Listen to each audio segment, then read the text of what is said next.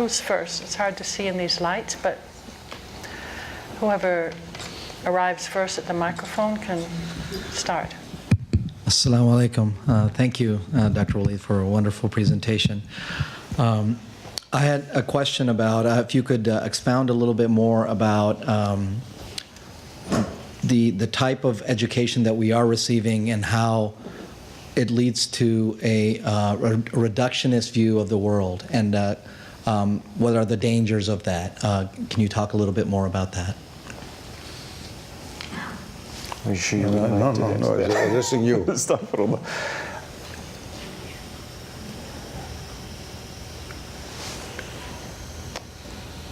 By teaching our children, astaghfirullah, I was just shocked actually at how early this process begins. And I saw it with my own children, that they are taught only the quantitative dimension of things. There's no connection to higher orders of reality.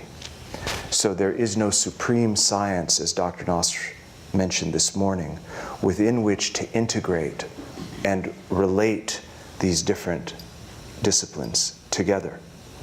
And so it's very much like going to a course or learning one subject. You open the drawer, put that knowledge in, then you go to the next subject, open the drawer, put the knowledge in. Third, whether it's history, in the morning physics, and then art, and so forth and so on. Nothing is connected.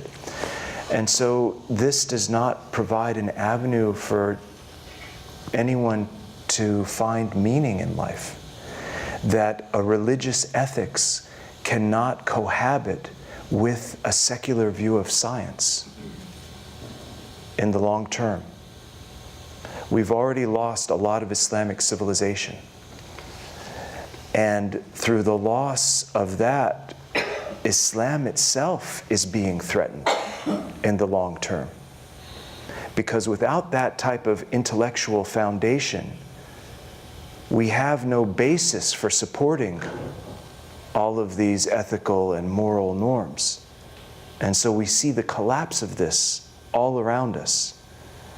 And so it's essential that we push back against this as Muslims in America and worldwide. And the tragedy is, in my country of Egypt, there's so much of this kind of blind imitation of whatever has come from the West. I mean, in the past it was worse than it is today. But everybody wants to follow the American curriculum, or the German curriculum, or the English, British, or you name it, anything that's coming from the West. There's no desire, there's an inferiority complex with respect to teaching our own Turath, which is much more meaningful and brings much more happiness. And so what we see as a result of this desacralization of knowledge is all kinds of forms of escapism, drug abuse, and so forth, and all of this chaos around us. And so it's absolutely essential that we recover that. Let me add a comment to this. I've been involved with the field of education all my life. I come from a family, my father was the Minister of Education of Iran, one of the founders of the modern educational system. So I've swum in this ocean since I opened up my eyes. The tragedy in the Islamic world is much worse than you think. And the trouble is that in countries, I'll just mention two countries, one your country, Egypt, the other one Pakistan. These two countries are the biggest Islamic countries. Over 90% of the children of all the influential people in society, from generals to rich people to ministers to heads of banks, go to Western schools. They go to Western schools or missionary schools. And in countries where missionaries were banned, like in Iran, Western education continues. I always thought that once the Islamic Revolution in Iran took place, and I was catapulted in exile, that's why I'm sitting here, that one thing that would happen would be the Islamization of the educational system, about which I've written a great deal while I was still in Iran. Look at 37 years later. What has happened? Nothing. Because of the thesis that, all right, we'll preserve Islam for Islamic subjects, but science is science. Science is not science. Science that taught in all Islamic schools is Western science. Western science has its own worldview, as you brought it out. And finally, will destroy everything non-Western, non-modern. It could be Chinese, Japanese, Persian, Pakistani, or anything else. So we live in a very, very difficult stage.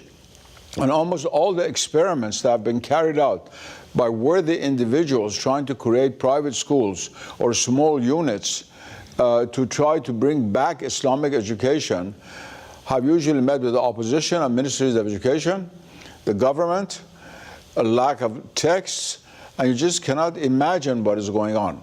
It's much, much worse than you think. And of course, in the West, things are even worse than in the Islamic world. Here, at every Catholic school, even if it's very, very devoutly Catholic, all the sciences that they teach are atheistic. They never say that. It's atheist science. It's based on the presumption there is no divinity that created the world. That the laws of nature and the events of nature have no relation to God. Here's Catholic University, all the way from there to all the Catholic high schools in Washington and New York, go see. So whether it's Catholic school, Protestant schools, they might have big discussion about sexuality and things like that. But when it comes to the fundamental issue of challenging a false worldview, a secular worldview, which parades itself as absolute knowledge and absolute science, they're all the same. There's nowhere in the world, except where small islands of traditional education survives, in Islam, India, places like that, where this worldview is not propagated. And now to make the tragedy even worse, many of those traditional schools became politicized, both in the Islamic world and India, whether it's the Taliban in Afghanistan or the BJP in Gujarat. Doesn't make any difference. Through this process, what remained of the traditional worldview itself has been totally eclipsed. Nobody in this kind of madrasa in Peshawar or in a Hindu traditional school in Benares is interested in Hindu cosmology or Islamic science. They cling to an external legal aspect of the religion, social aspect of the religion, and they give up the cosmic view to a completely non-religious point of view. In this sense, there's no difference between bin Laden and a Marxist and an atheist. They're equal, completely equal. It's totally indifferent to them whether the world is run by God, the cosmos, or by secular laws discovered in quantum mechanics or modern science. So we live in a much, much more dangerous and difficult situation than you think. But in order not to be totally disheartened, the critique against this view already began several decades ago. It's not that nobody knows about this. And there are very valiant efforts being made, but always on small units. Certain places in England, in India, in Iran, a few places now in Malaysia, Indonesia, where one is trying to resuscitate, whether it's Islamic or Western, that's another issue, to have a holistic education based on the relationship between teaching about the cosmos and about the human being, and trying to revitalize and bring back to life the traditional teachings about education. I'm sorry it took so much time, because that's a very important element of this whole discourse of our 2 days. We had to exclude education because we had no time. So it's a good time to at least say a few words about it. Thank you very much. Next question. Assalamu alaikum. Dr. Nasr, yesterday you touched on the primordial covenant, and I can't hear what you're saying, so you're... Yeah, so I'm talking about the primordial covenant that you touched on yesterday. Primordial? The primordial covenant. Covenant, yes. And it got me thinking about Hajj, and specifically the Blackstone. So I think one of the most profound experiences is during the circumambulation, when we pass the Blackstone. And we salute the Blackstone, and then we pledge or reaffirm our pledge to the primordial covenant. Yes. And I think on a side note, I find it odd that non-Muslims are denied access to this experience in today's world. But my question to you and to the panel is, what does perennial philosophy have to say about the Blackstone specifically, and maybe more broadly about the Kaaba itself? Thank you. Perhaps others would like to say something or just address me. First of all, yes, the Blackstone symbolizes the original covenant between man and God. And in a folkloric way, it is said that once Adam fell from heaven, the stone turned black. It was not originally black. And that at the end of the world, it will turn white again. But that's a folkloric part of it. But the symbol of it is precisely the symbol of the mithaq in Arabic, the primordial covenant that was made between all of humanity and God, when God said, Alastu bi rabbikum qalu bala. When God asked all of Adam's progeny, am I not your Lord? It's in the plural, it's not in the singular. He didn't ask Adam, Alastu bi rabbikum. And the answer bala. Qalu, not qala. So it's in the plural. And symbolizes the mithaq, which we have all made by virtue of being the children of Adam with God, by being human beings, a primordial mithaq. Now, the fact remains that not all pilgrims in Mecca are, of course, aware of the symbolism. They think it's a sacred object that they kiss it. But what about those who are deprived from seeing it? It doesn't mean that not seeing it, one does not understand the doctrine. It's just an affirmation, external right that affirms the relationship between us and God. So it doesn't mean there's a kind of a lack of democracy or lack of justice by the fact that only a few Muslims are able to touch the stone and others are not. Even, in fact, today when you go to Mecca, it's almost impossible to touch it. Unless you have a cousin who's in the Egyptian army and can go like that and get you to Mecca. Otherwise, you'll die of the coagulation of crowd around you. So it has to be taken symbolically, and one should not say, I miss so much not being able to touch the Blackstone, therefore I do not feel that the mithaq is strong between me and God. That's in our heart between ourselves and God. That's an external symbol of it. It's an external symbol. It's like saying all the pious Christians who throughout the Middle Ages and modern times could not go to Bethlehem where Christ was born, or to Jerusalem where he was crucified. Only a few can go. But that doesn't mean the rest cannot be good Christians. That's not really an excuse. The important thing is to understand the symbolism of the Blackstone and what it means actually in the spiritual economy of Islam. Thank you. Next question. This question, I guess, would be for Dr. Nass and Dr. Ansary. For me? For you, Dr. Nass and Dr. Ansary. He sees me all the time, so that's the questions here. Let me get up to be sure to hear you. How, for the future generation, how can the perennial philosophy be further developed or applied to the current environmental crisis? Like, how further can we take the perennial philosophy? Let's stop right here. Are you referring to only to the Islamic world or the world as a whole? I'm referring to the kind of thought, the perennial philosophy as a thought. The only reason I ask that is when you look at your predecessors here, you were only really the one to really develop and talk about the environmental crisis. So beyond your major contribution, how for future generations how can we take this further to address the environmental crisis? Well, we have to have people who have two qualifications. First of all, they understand the perennial philosophy. Secondly, they have the gift of either writing about it or talking about it. And that's the answer. But I think there's no doubt that the interest in the perennial philosophy is growing globally.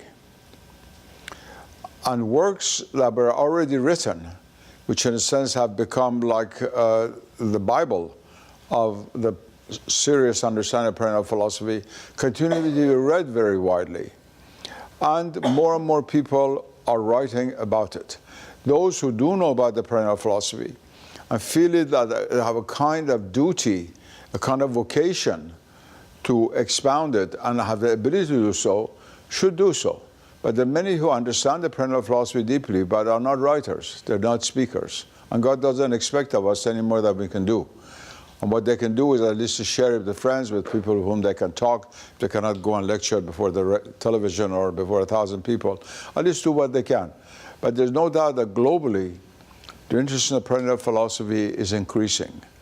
The works of some of the eminent people whose pictures were up there, those people, are translated more and more into Japanese, into Indian languages, not to talk in European languages where they exist in Italian, French, German, very, very copiously, of course, English. The new generation is coming. There are a lot of young people. There's a great deal of opposition to the perennial philosophy, precisely because it is making itself more manifest. Well, at the beginning, when the traditional school was not so well known, the opposition to it was not so strong. But now that the study of Quran has come out, there were 100 oppositions in the, on the internet. Thank God I don't have the internet, but people tell me about this anyway. I don't have a computer, but about opposition to it. And the main criticism against this Quran is that it defends the perennial philosophy. Can you imagine that? But that's a sign that, in fact, the presence of the present perennial philosophy is being felt. It's being felt.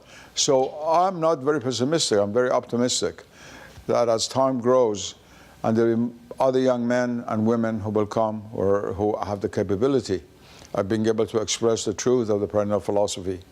The important thing is to understand that perennial philosophy is not only words. You have to be. It involves an existential participation in the reality of the perennial philosophy. Otherwise, the words would not have much effect. And the famous saying, which you also have in Arabic and Persian, the word that arises from the heart settles upon the heart. This works especially in this field. People who really know what the perennial philosophy is by living it are able to express it in a way very different from someone, a graduate student, and just copy a text and reproduce an article.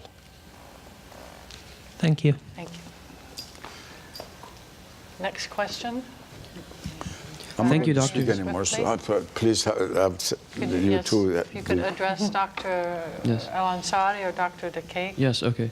Thank you, Dr. Nas, and the other respected scholars for your informative and insightful lectures.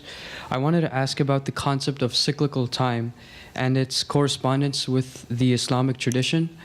Within Hinduism, there's the significant concept of the constant manifestation of the cosmic cycles, but in Islam, it is the Day of Judgment, which is most often considered the end of the cosmos. Is there any correspondence of this concept of cyclical time within the Islamic tradition? Thank you. One or two abstinence. No, this is not my. All right. I can say something. Go ahead. Yes, you can do it. There is, in the sense that the forgetfulness that we have as a result of the fall, the ghafla, requires the need for new reminders, new revelations, and therefore there is a helical conception of time in Islam, that instead of it being cyclical in the sense of a circle, you have the descent of the revelation, and then there's the forgetfulness, and therefore it recalls for another revelation, and so forth and so on, so that it is helic rather than cyclical. Thank you. Next question. Assalamu alaikum wa rahmatullah. Thank you very much to everyone. I have two questions.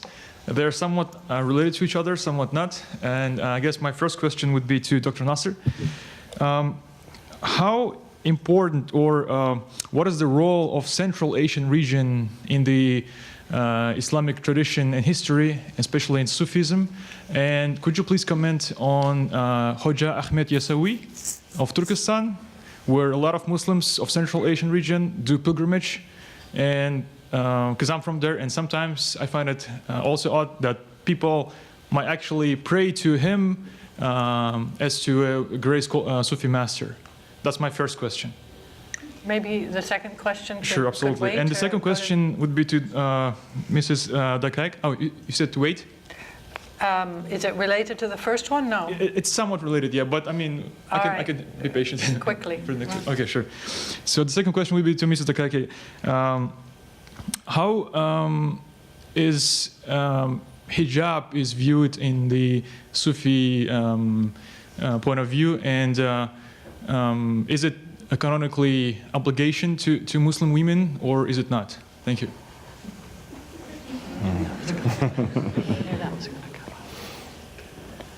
Should I answer the simple question first?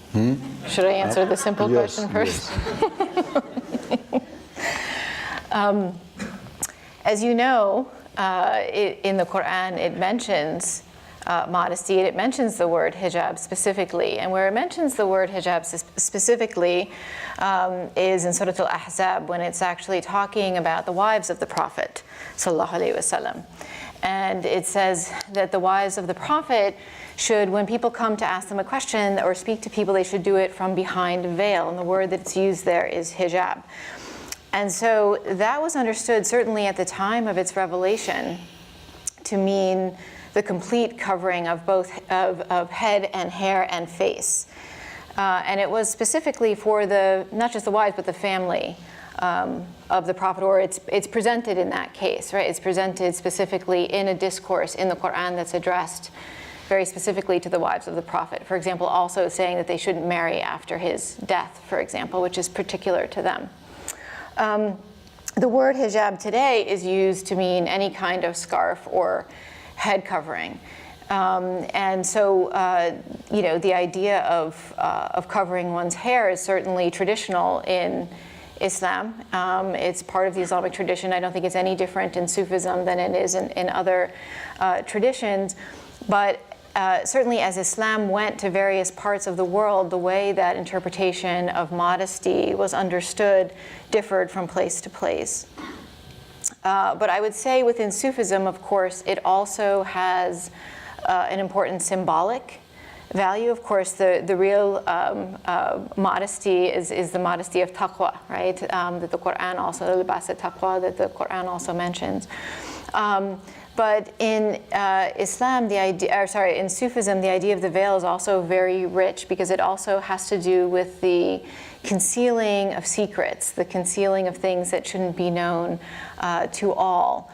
So for example, Dr. Nas at the end of one of his books has a very beautiful passage where he talks about the Quran, and he says, you know, the Quran is like a beautiful woman who does not reveal her, does not remove her veil to just anyone, but to someone who's mahram to her, who's become intimate with the Quran. So it has that spiritual significance as well in Sufism.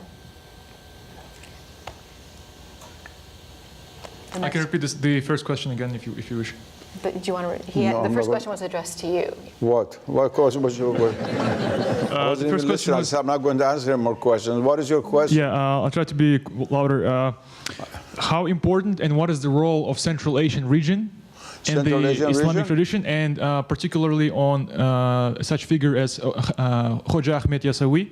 What? Khoja Ahmed Yasawi. Yasawi? Yeah, in Yes. Turkestan, such figure, what role he played in the Islamic Sufism? Well, Yasawi, of course, played a very important role in the spread of Sufism to Central Asia.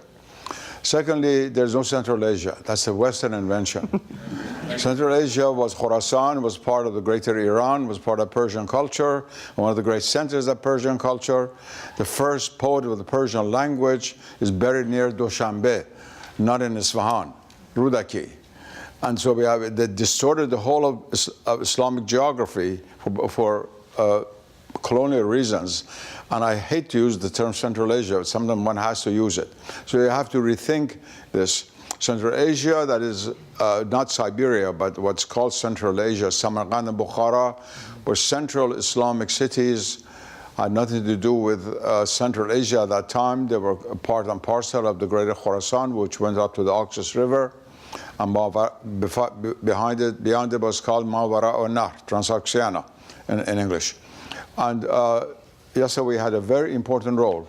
The Turkic tribes came from Northern Asia, from the Ural into Central Asia more and more.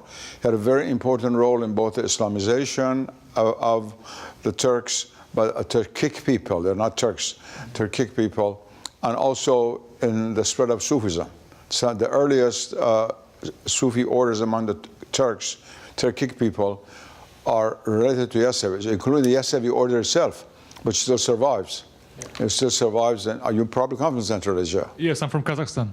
Well, as you can tell, well, it still survives in that part of the world as well as Turkey. I also wanted to since we're speaking English, it's very important to distinguish between Turkic and Turkish. It's very important. Our Turkic, the Turks of Istanbul are not the same as those of Uzbekistan, but they're both Turkic people. They're not Turkish people. Turkish refers to Turkey itself. Ahmad Yasawi, of course, has had influence both among the Turkic people of Central Asia and the Turkish people, and is a very, very important figure in Turkey itself at the present moment. Thank you. Next question. I'm not sure that we're going to be able to get through the whole line, everything in but it. go ahead. Assalamu alaikum. Thank you for sharing your knowledge with us. I have a question about feminism, female Sufism. Dr. Nasir, yesterday you said that there has to be a coexistence between aql, which is intellectuality, and spirituality, ruh. And I was wondering if there is some sort of discrepancy between female Sufism and Sharia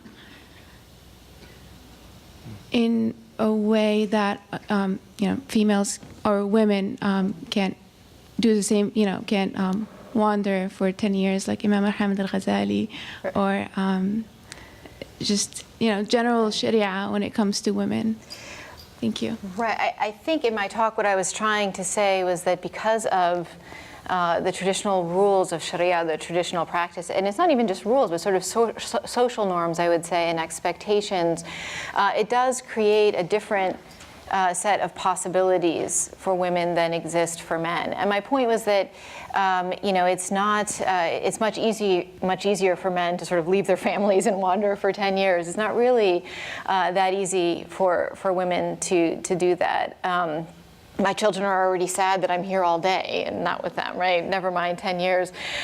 So it is difficult. But at the same time, there are other kinds of possibilities too. There are possibilities for women as well. So, for example, ideally in Sharia, men should pray publicly if they can, right? They should pray in the mosque if they're close to a mosque. Whereas women usually pray at home. They can pray in the mosque, right? But they also have the opportunity to pray at home without feeling the pressure to pray in a public space. So they can also do that privately. So I think that the point I was trying to make in my paper was that because those gender norms and structures are different, not just in Sharia, but just as a kind of general cultural ambience, it creates different types of expectations, which does not foreclose the possibility of a Sufi life or a mystical life for either men or women, but might make it different in certain contexts for men and women in the way that it's practiced. Thank you. Next question. Maybe we have time for two more. I have two very short questions, one for Dr. Walid and one for Dr. Dukake. Sorry, I'm mispronouncing your name. For Dr. Walid, how would you reconcile the economic realities with the contextual teaching of subjects? For example, it is true that in Pakistan, 90% of the people want to go to Western schools, but that's because it increases their market value. They get jobs a lot easier. So how do we reconcile that with contextual teaching? And the question for you is that, Sufi mothers are very influential and produce Sufi sons.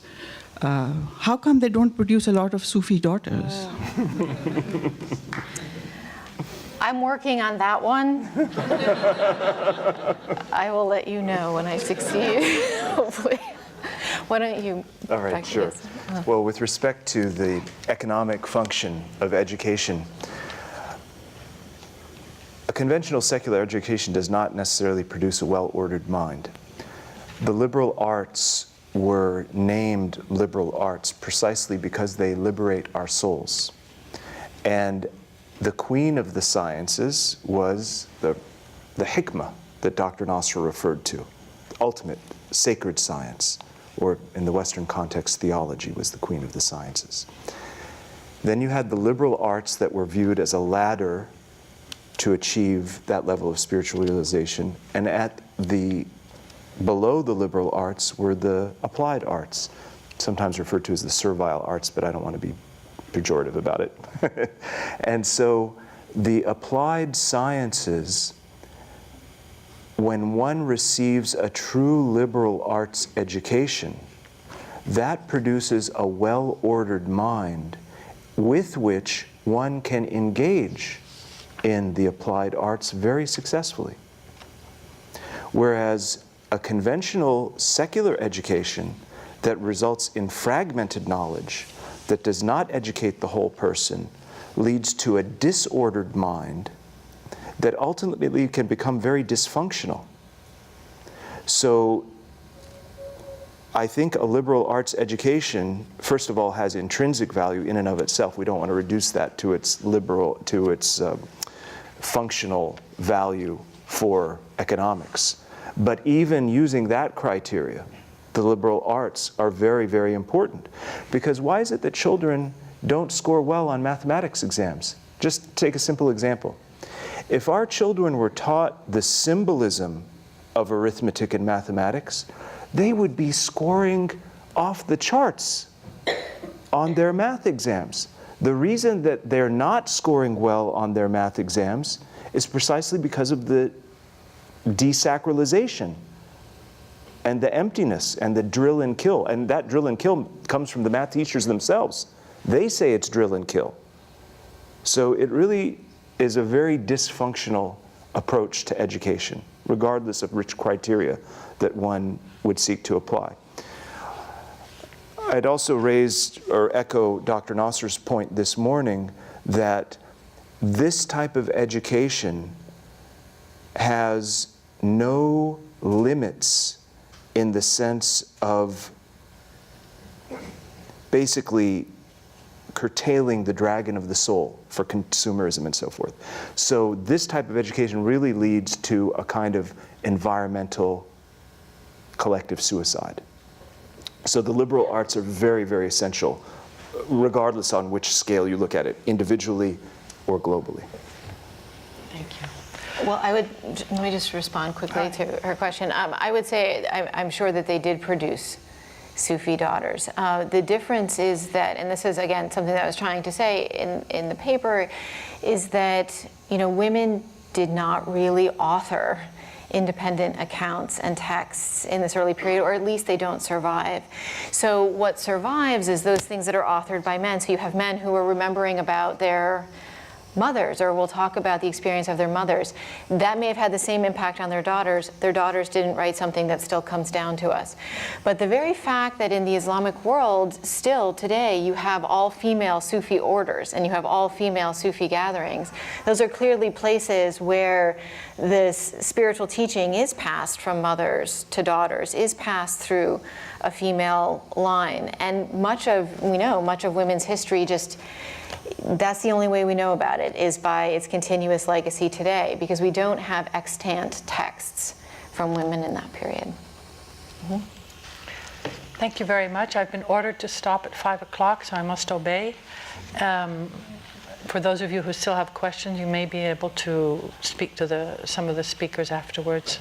Let me join me, please, in thanking the speakers for their very enriching talks, and thank you all of you for attending.